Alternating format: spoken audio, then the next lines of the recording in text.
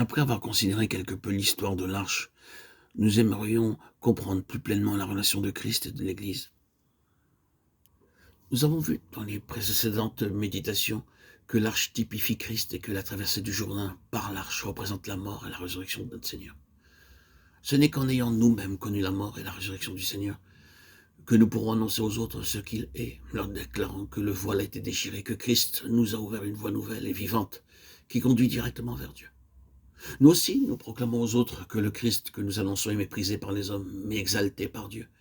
Il est méprisé comme la peau du blaireau, mais il est attrayant pour Dieu, semblable à l'étoffe bleue. Il est le Christ glorieux. Au début, l'Église proclamait un Christ céleste. Toutefois, même à l'époque apostolique, une altération se manifestait. Au temps de Paul, déjà, quelques-uns prêchaient un autre évangile. Galates 1, 6, 7. Pierre aussi a vu cela et mettait en garde à l'égard des sectes pernicieuses. De Pierre 2, 1, 3.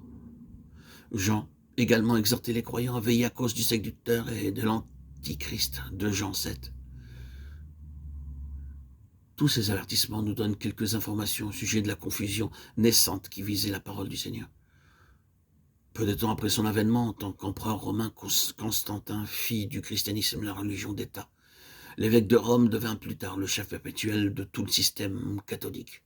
Le nom de Christ, qui aurait dû être le privilège exclusif de l'Église, fut, à cause de cela, galvaudé par les gens du dehors. Une telle situation ne peut même pas être comparée à celle qui existait autrefois au temps de l'Arche. L'Arche, qui à l'origine se trouvait à Shiloh, se retrouva chez les Philistins. Et une fois partie de Shiloh, l'Arche n'y retourna plus jamais. Souvenons-nous des paroles de Dieu par la bouche de Jérémie. Alors je traiterai cette maison comme Shiloh et je ferai de cette ville un objet de malédiction pour toutes les nations de la terre. Jérémie 26, 6. Ce qui, bien plus tard, s'accomplit à l'égard du temple, s'était déjà produit pour le tabernacle lorsqu'il était à Shiloh. C'est que, malgré le fait que la tente demeurait toujours dressée à Shiloh, elle avait été délaissée par Dieu parce que sa présence, l'arche, ne s'y trouvait plus. Or, combien les enfants de Dieu ont besoin de la révélation, cette même révélation que reçut Salomon. Le Seigneur lui était apparu et lui avait ouvert les yeux pour qu'il puisse voir la valeur de l'arche et la vanité de la tente sans l'arche. La conséquence de cela fut qu'il se produisit un grand changement dans sa vie. Posons-nous cette question, que désirons-nous, l'arche de Dieu ou bien la tente sans l'arche? Choisirons-nous un Christ religieux, mais sans sa personne même? Examinons bien, honorons-nous le Seigneur comme le centre ou bien comme la tente de Shiloh dans l'arche? Les gens attachent toujours beaucoup d'importance à la tente de Shiloh et s'agrippent avec ténacité à elle. Ils prétendent qu'étant devenu le temple saint, ils le demeureront pour toujours. Une telle assertion est fausse, car Jérémie a prophétisé. Ne vous livrez pas à des espérances trompeuses en disant « c'est ici le temple de l'Éternel, le temple de l'Éternel, le temple de l'Éternel », Jérémie 7, 4. Dieu a réprouvé le peuple d'Israël parce qu'il se confia dans des paroles mensongères et ne prêta pas attention à cela. Par 3 fois, cette phrase « le temple de l'Éternel » fut répétée avec insistance par le prophète, qui, en Israël, savait réellement que le temple était devenu le temple de l'Éternel uniquement parce que Dieu en était le centre. Si Dieu s'était retiré du temple, ce temple n'aurait été qu'un édifice ordinaire.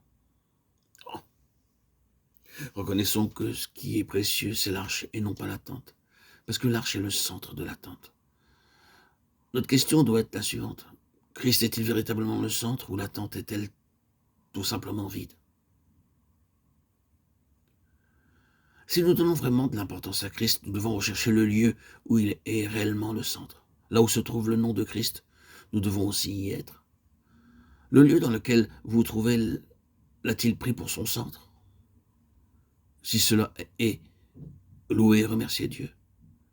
Mais si cela n'est pas, que Dieu ouvre vos yeux afin que vous puissiez immédiatement retourner vers la Jérusalem d'en haut, Galates 4, 26, et adorer devant l'arche de la présence divine, comme le fit Salomon après avoir reçu la révélation. Si nous faisons cela, nous réaliserons que notre ancien service, bien que zélé, était cependant vain. Nous viendrons pour nous réjouir et nous reposer devant l'arche. Et nous commencerons véritablement à servir et à adorer. Puissions-nous tous avoir la révélation de la valeur du Seigneur, faisant de lui le trésor et le centre lui offrant l'holocauste de la consécration, afin de vivre pour lui et pour sa seule satisfaction.